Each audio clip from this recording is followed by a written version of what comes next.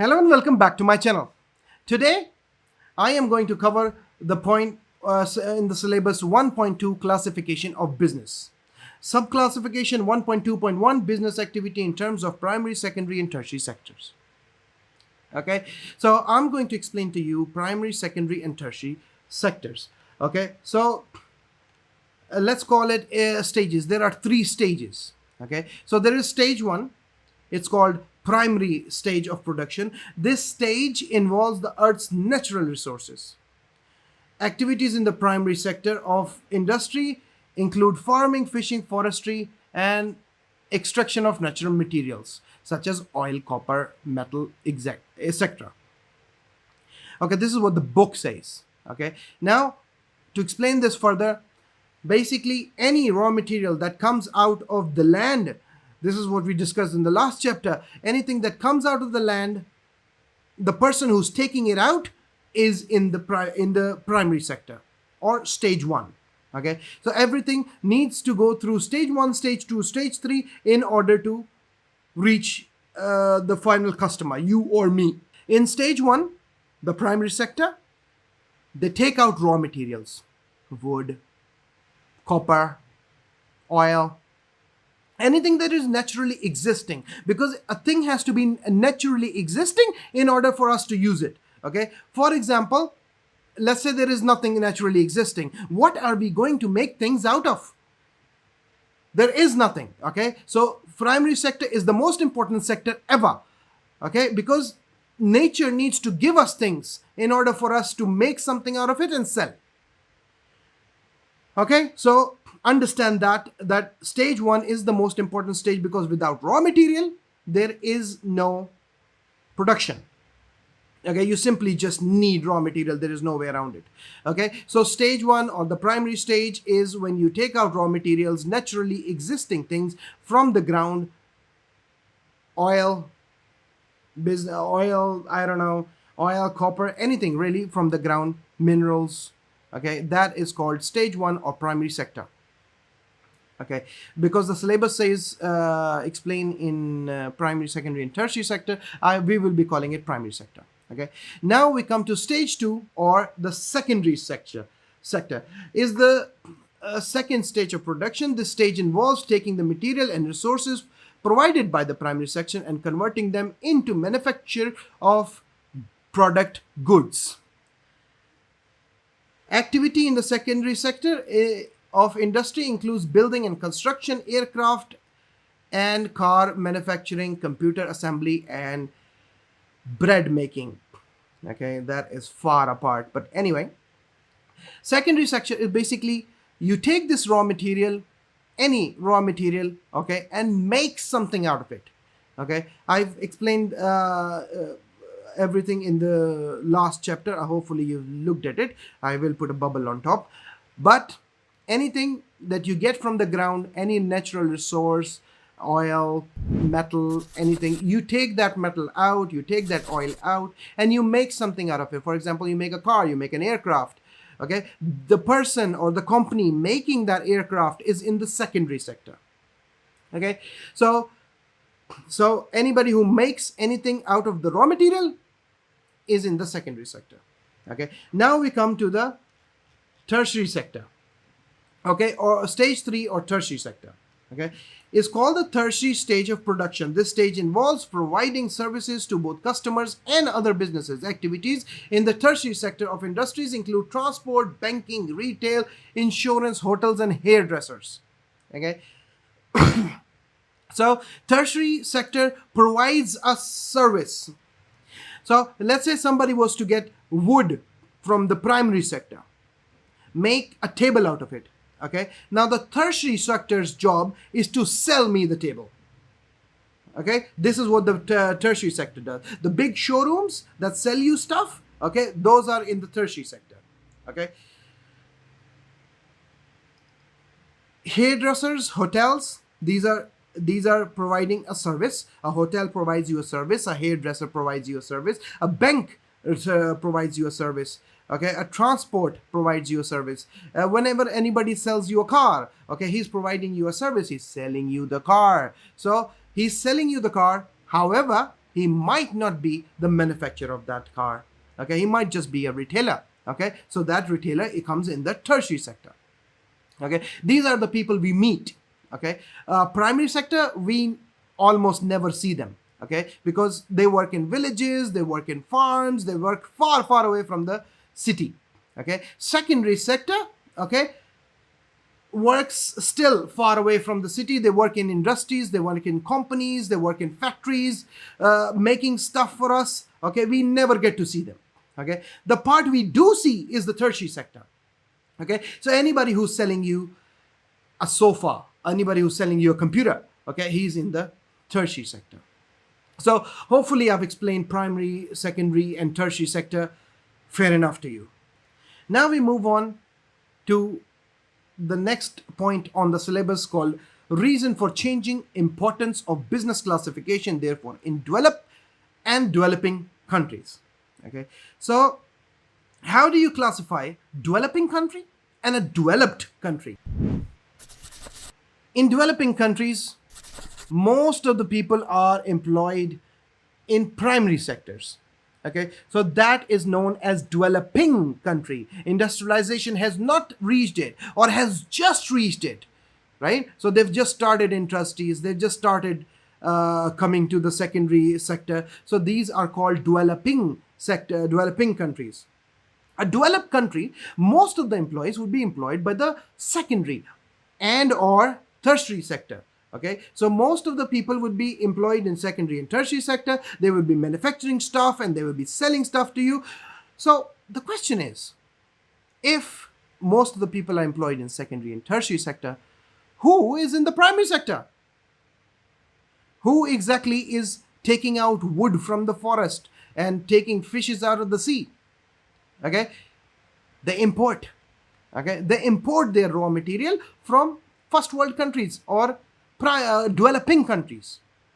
Okay, so what they do is they get raw material from developing countries and they use that raw material to make something out of it. So they themselves, most of the community is employed by the secondary and tertiary sector, and they buy from the primary sector, because obviously when somebody in the primary sector cuts wood, they can't sell, they have to sell it to someone. Okay, so the country where secondary and tertiary sector are more people employed in the secondary and tertiary sector, they get wood and raw material and oil and all that from the developing countries. Okay, so hopefully I was able to explain to you the difference between developed and developing countries. So developing countries, most of the people are employed in primary sector. Industrialization has either not reached them or has just reached them. Okay, developed countries, industrialization has developed long time ago, and most of the people are employed by secondary and tertiary sector. They rely on, the countries with primary sector, developing countries, for raw material. Now I'm going to explain to you a term called changes in sector. Why countries change their sectors? Why do they come from one sector to another sector? Okay, so I'll give you a small example. This is in the book, by the way. Source of some primary products such as timber, oil, and gas become depleted. This has been true for Somalia for cutting down most of its forest. Okay, so Somalia cut down most of its forest. Now it doesn't have natural resources, so it has to change its sector from primary sector to secondary or tertiary sector. Okay, because they don't have any natural resources anymore, so they have to import natural resources, and obviously they want to employ their employees. They want to employ people somewhere. So to employ people somewhere, they need to change their sector. Second example that the book gives is most developed countries are losing competitiveness in manufacturing to the newly industrialized countries such as Brazil, India, and China. So when a country becomes developed, okay, it has laws such as minimum wages and minimum working hours and working environments and all that. And for an entrepreneur to set up all this is quite expensive. So what it does is outsources some of its things to developing countries where the wages are quite low, where there are not many rules, there are not many regulations, and people don't actually care about people, do they? Okay, so for example, an Apple, okay, an Apple phone, okay, if Apple was to put an industry in, let's say, California, okay, design in California, right? So they design it in California and send it out to China. Okay, what China does is it has cheap labor, okay, big industries, lots of working forces, and many people who are unemployed and they need employment. Okay, so the minimum wages laws do not apply. Okay, you can do whatever you want. Okay, so what they do is they manufacture a mobile, basically they design a mobile in California, for example, and then they send it out to China, where the labor is cheap, where everything is cheap, and they don't have to pay as much wages. And obviously, when you don't have to pay as much wages, the production of a phone per piece comes down relatively, right? So you kind of outsource it to a primary sector country where they are just entering the industrialization, or they just have industrialization. They're not well developed, they are still developing. Okay, so you outsource it to them, they do all the work, send it back to you, they send you back manufactured products where you are in the tertiary sector, so you just sell them off. Okay, so that is a part of why you would change your classification. A third would be a country's total wealth increases and living standard rise. When living standard rise, okay, people are not actually much interested in buying things that come out, buying manufactured good that come out of the primary sector. They need things like restaurants, fancy restaurant, big expensive restaurants, and they want to travel. For example, they worked for 1 year and now they're very tired, and I want some rest and I want to go for a holiday or something like that. So they want to travel, they want expensive restaurant, they want luxuries of life. They're not actually interested in products because they have a lot of disposable income. So what happens is they change from one sector to another. Hopefully I've explained that part fairly nicely. If you have any questions, leave a comment below. Now that we've classified businesses into primary, secondary, and tertiary sectors, we need to further classify businesses. Okay, this is what the syllabus says. Okay, so I need to classify, I need to make you understand this. Okay, so 1.2.2 says classify businesses enterprise between private sector and public sector in a mixed economy. Okay, so for the classification, every business can be classified into two sectors. Okay, namely private sectors and public sector. What is a private sector? A private sector is owned privately by an individual or a company. Okay, or maybe it's a public company, public limited company, okay, or private limited company. These businesses make their own decisions. Okay, they on what to produce, how to produce, what raw material to use, how to use this raw material. But however, there is some government control. Okay, this government control is like, for example, if you buy something, okay, and on the back there is a list of ingredients. Okay, the public sector, the private sector does not need to put ingredients in there, but the government gets involved and says, well, you have to put, on the back of the product what is in the product. Okay, so whatever you use to manufacture the product needs to be listed. Okay, so this is something what you can call government control. Okay, this is government control. What kind of raw material can you use? Okay, the standard. Okay, to maintain a standard, so the government has to get involved in there. But however, they still have control over what to manufacture, how to manufacture it. Okay, and basically they are profitable. Okay, every private sector company aims to be profitable. Okay, there is no way around it. Okay, you do business activity to be profitable. If you're in loss, then you won't, run a business. Why would you run a business? Okay, in loss, you need profit. Okay, so they have some control. Okay, they make their own decision, they employ their own people, they buy their own machinery and stuff. But there is some government control where the government tells them, you can't use, for example, you need to use food grade color in food products, okay, or you have to list the ingredients, okay, or you have to list the expiry date or manufacturing date or batch number. So government controls a bit of the private sector, but they still have their own decisions on who to employ, how to employ them, and what to do with them.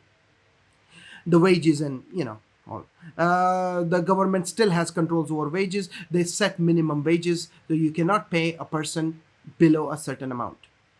Okay, so that covers private sector. Okay, now we come to the private sector. Private sector is businesses run by the government themselves. Okay, these are essential services. Okay, like for example, water, electricity. Okay, most of these are run by the government themselves or somebody, public authority, making decisions about what to produce and how much to charge the customer. Okay, usually public sectors are either not for profit, okay, they are there to provide a service to the citizen, okay, and not exactly to profit, but they still can make profit, but their main goal is not to make profit. Their main goal is to provide a service. For example, infrastructure. If you look around you, you get water in the tap. That is most likely a public sector or owned by government. Other examples could include health and education. Okay, most health and education are run by the government for their citizen to facilitate them. Most of the money in this sector comes from the taxpayer and not from the person who is actually availing the product. Okay, it might be okay that you're using water. Okay, water costs more than what you're paying for it. That might be the case. Okay, I know in some countries they take necessities, okay, for example, very necessary things like food, basic food, okay, which you need to survive, and they subsidize them. Okay, so the government subsidizes the company so the company can sell cheaper, okay, or they manufacture it themselves. Okay, but most of the money comes from taxpayers, the tax you're paying. Okay, health services, you don't pay, you go to the hospital and you don't have to pay much. Okay, the service that they are providing is much more expensive than what you're paying for it. You might be paying a bit of amount. Okay, that is government controlled, state owned, or public authority owned. Okay, so they are there to give you essential services or infrastructure of the country. Okay, and not luxury products, and the products cost less than you would think. What business activity are usually included in the public sector? I say usually because not always. You see, they're still private. Sometimes they privatize. Okay, but what are usually included? Health, education, defense. Okay, you don't pay for your soldiers, do you? So defense, public transport, water supply, and electricity supply. Usually these are included in public sector. Sometimes governments decide to privatize these sections, but they still hold some say in what's happening in that business. So it's not exactly private. Okay, it's public. Okay, even if they choose to privatize it, they still charge high tax from these companies, and they tell them to keep their prices low so everybody can avail these services. If the water is too expensive, how are you supposed to drink water? Okay, and these are the basic things: water, electricity, health, education. You need these to survive. Not to survive, sorry. You need these to run an economy. Okay, these are the basic necessities of life. So this is what is done by public sector.